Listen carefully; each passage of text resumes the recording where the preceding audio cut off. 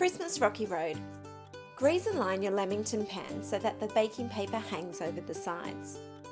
Place the darker milk chocolate and copha or butter in a heatproof bowl over a medium saucepan of simmering water. Stir until melted and smooth. Put the marshmallows, shortbread, almonds, gingerbread and cherry ripe in a large bowl and mix them together. Pour over the chocolate mixture and gently fold to coat the biscuit mixture.